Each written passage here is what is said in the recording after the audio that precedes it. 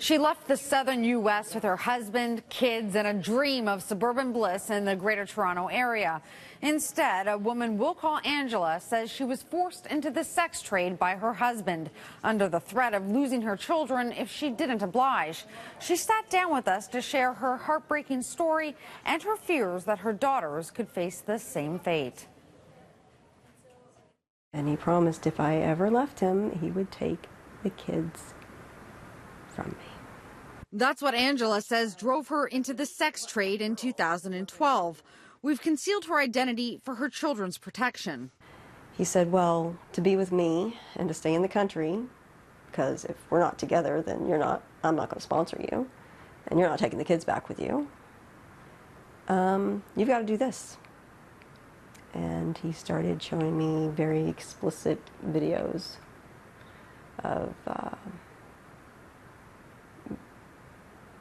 best description is gangbangs. And you have to do this, and I'm going to video it, and I'm going to take pictures. The videos and pictures are just for me, though. But that's not what happened. Angela says she spent the next 3 years in the back of adult video stores, hotel rooms, and clubs, servicing men and couples, while her husband allegedly took a cover charge from participants. And then when that wasn't enough money, and he wasn't making enough money, he told me outright to go out and start working as a prostitute. So he had you on top of all of this. He had you working as an escort.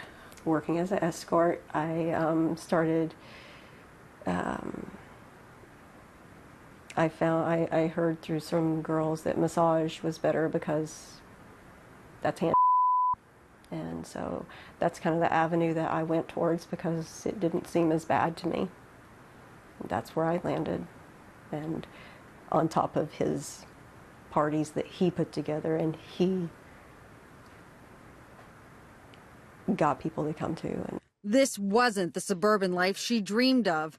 But when it comes to human trafficking, the perpetrators often use their personal ties to the victim to get what they want. Most significantly, it would be what we would call the Romeo pimp. So this would be a pattern that we see over and over again where the young woman is befriended, she's engaged by an individual, she's engaged in a relationship that will move to intimacy, and then it will typically be put to her that she just needs to do this one thing for me.